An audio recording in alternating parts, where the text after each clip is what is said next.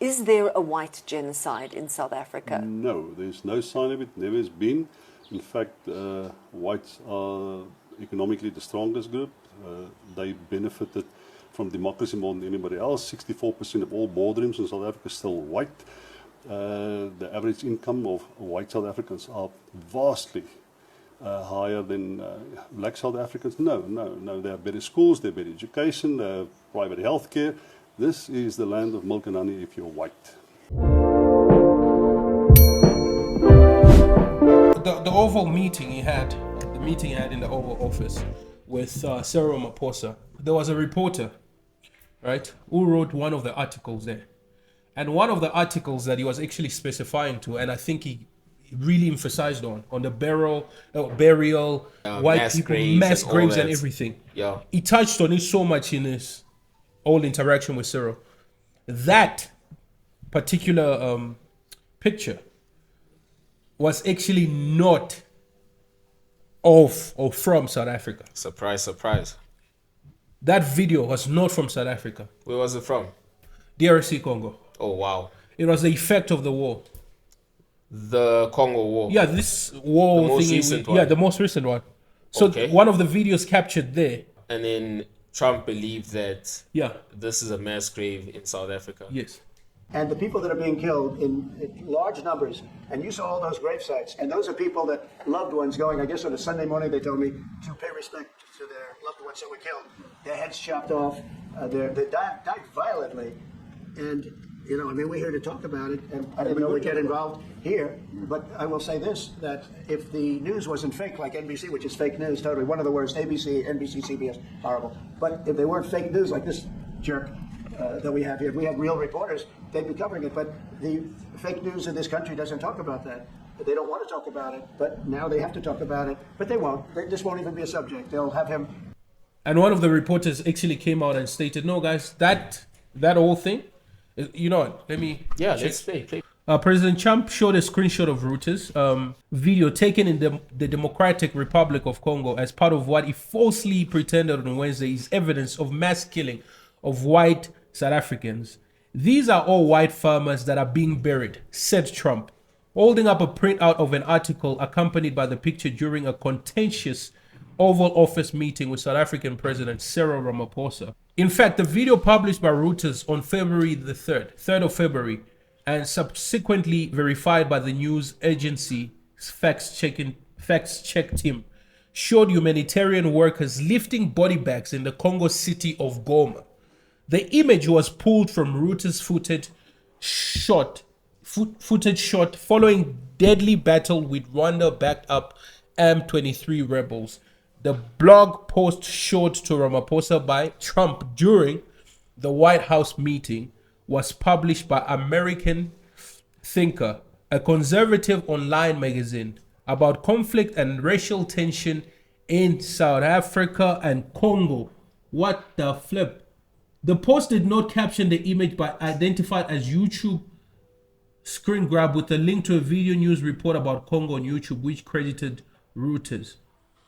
So wait. So was it a conservative publishing magazine that actually made the... Yep. Can you see how it just fits the story perfectly? I mean, where else... excuse us for saying this, but it makes so much sense, right, that Trump would get his information from, of all places, a far-right publishing company. I think in the last video we said that, right? You guys can actually check this out. We were like, you see the news, it's not 100% neutral. And if we were to be proven right, there it is right here. Like, you've got a super far-right group posting pictures, right, where the imagery and the information have just been mishmashed. And this very same information is presented to none other than Donald Trump. I mean, it seems as if Donald Trump's team didn't actually do a good job. I mean, according to him, they did a brilliant job, right? They didn't do, they're doing nonsense. I mean, it goes back to the point. If you guys checked out the last video we actually made, we actually spoke about this very point. There are certain individuals with their ideas, And they have that very idea, and they will look for any evidence outside them Exactly. to somehow validate that very idea. And they will go to any length just so that they can make a point with that very idea and with the information outside them. And here we see it. Information being manipulated just so that we can get a point across. Exactly. But that's false, actually. It's messed up. The kids call it reaching. That's a reach, bro. You know, he's reaching too far. He's reaching too far. And Damn, this is an bro. embarrassment to Trump. This is, but you know, he could very quickly just brush it aside and be like, no, Reuters isn't a credible source of information. Oh, they can, Reuters actually. is more left wing. It's obviously against what we believe in. I mean, there's so many ways they could spin the story. There wouldn't be any kind of responsibility taken to be like, oh, sorry, we messed up. We No. didn't get the right source or the right pictures. I'm not seeing it happening. No. Same here. I'm not seeing that happening. Nah, actually, bro. They'll just brush it off and be like, "Oh no, it's the president." But first, here we have Trump, who's so impervious, does not allow another person to actually make that point. And another thing is, we have miscommunication and misrepresentation just to get a point across. Yeah. Two things. And another thing is, bro, you came here to ambush a guy who flew all the way from South Africa. At least feel pity for him that he got the respect enough to say, you know what, let me give him audience Exactly. to sit down. Hear him out. No. Let him fly, sit there, embarrass him in front of the whole world just to get you. No, Trump is a villain in this story at this point, actually. He's been the antagonist since. Yeah. I mean, let's start with the falsified claims. Where was the data to back it up? Till date, where is the data to back up his claims, You right? actually asked the same question in the Last previous video. time, in the last video, even with in his meeting with Ramaphosa, he didn't present one piece of data. All he had was information, and he had articles, apparently, Printed out articles. and he didn't even read any of them. Like, he No. just go through them like, oh, look, death, terrible death. He literally said He that. actually said that. He actually said that, bro. I can't believe he actually said that. Death, horrible death. Death, I don't know. Death, terrible death. We've concluded here there's genocide in South Africa. He's like, That's nonsense. He's the typical, I don't know if you guys have seen this. Like, I've told you about this before, right? Uncle Sam, the character, and how he just classifies everything. Yeah. He is exactly that. He's doing exactly that. Mexicans. The entire South America, Mexican. That's exactly what he's doing now. Bro. No, Trump is really a bully. At this point, I don't know. I mean, you can't even defend him. How do you even start, if I though? wanted to say, oh no, this was a bad move, and this is not how we communicate, and this is not how we do civil stuff. This is not diplomatic, yes. This isn't. That's what I meant. But to it's say. also inhumane. I think if you are going to try and lie about something, right, don't use something that's so sensitive, like people dying in Goma, because that's a sensitive issue to a lot of different people. Like, these people lost their lives in a very, very well publicized conflict with lots of facts and concrete data, and then you use that very same thing to try to sell your story. But the thing is, it's in body bags. How do we even know these are white people? You can't tell. Like, can you tell? If you can, you should be working in forensics, not be the president of America. Now, Trump's team failed them. And I just, you know what, guys, you know what, to be honest, yeah, I don't see, I can't see what's the end goal towards this, the immigration of Afrikaners. Like, at this point, I don't know what's the end goal, but I know something's cooking, right? Something is cooking and something is under someone's sleeve. But I Yeah. don't know who and where it's going to come from. Is there a white genocide in South Africa? No, there's no sign of it, never has been. In fact, whites are economically the strongest group. They benefited from democracy more than anybody else. 64% of all boardrooms in South Africa are still white. The average income of white South Africans are vastly higher than black South Africans. No. They have better schools, they have better education, they have private health care. This is the land of milk and honey if you're white. Has any land been expropriated in South Africa without compensation since the first all-race election in this country? I'm not aware of anyone. Not a single farm that I'm aware of was expropriated without compensation since 1994. So how do we interpret President Trump's executive order? It is possible that South Africa has offended the United States with its policy on the Palestinians, and it could be that with its policy on Russia, the ambiguities of those policies, and its relationship with the Chinese. It could be. I think that does play a role. But there was something very, very sensitive that was touched upon. And in South Africa, right-wing groups, so-called civil society groups, we know that they have access to the Trump administration because they claim that. And if you listen to what Trump has said, it corresponds exactly with the genocide narrative that they sell and that they market, and that whites are victims of the democratic system and the constitution in South African legislation.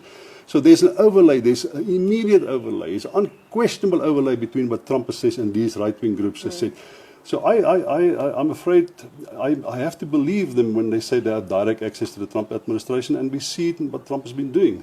From just like looking at it on a surface level, this is revenge politics in a way. Yes. Because they're clearly not happy about us, or they believe that our stance towards Russia is a bit lax.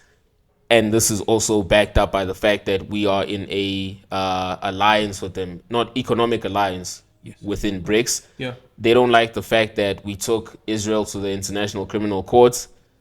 They dislike the fact that, there's many different things. They opposed the Land Expropriation Act, which they didn't understand even to begin with. Trump didn't even touch on No, the bro, policies. nobody understood. Like, they didn't understand what that was about.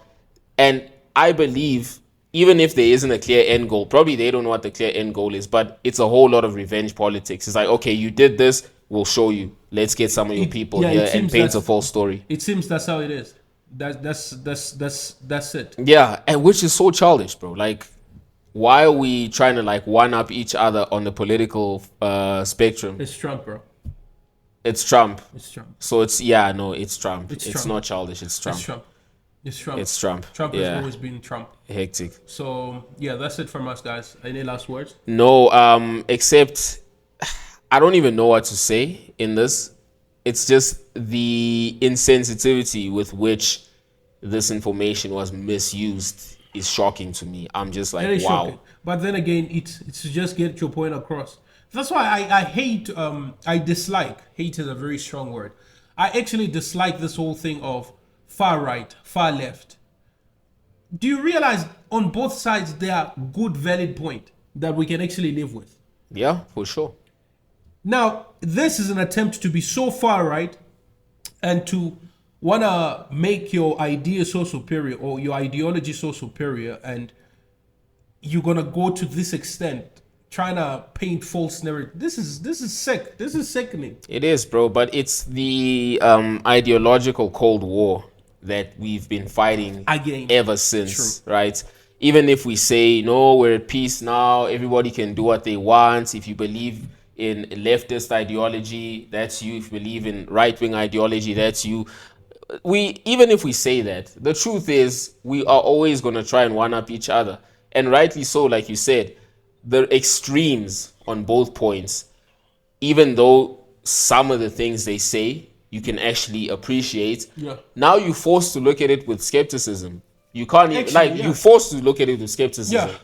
Yeah, you like both sides. Yeah, you whether can't. liberal or yeah, you are like, or conservative. You become suspicious of them immediately. I am very suspicious. Yeah, I am very suspicious because it's like, so you guys, it's like you just want the conflict. It's not about for the betterment of everyone. No, we want conflict. It's like for it's the not betterment. about harmony, bro. It's not harmony. Nah. And I think that's what Cyril should have actually taken into account. And I think that's what most of our leaders should actually take into account. It's not harmony. It's not peace. It's not about peace here. So Apparently not. So that's it from us, guys. Don't forget to like and subscribe. Don't forget to leave your thoughts below. We'll catch you on the next one. Ciao. Okay.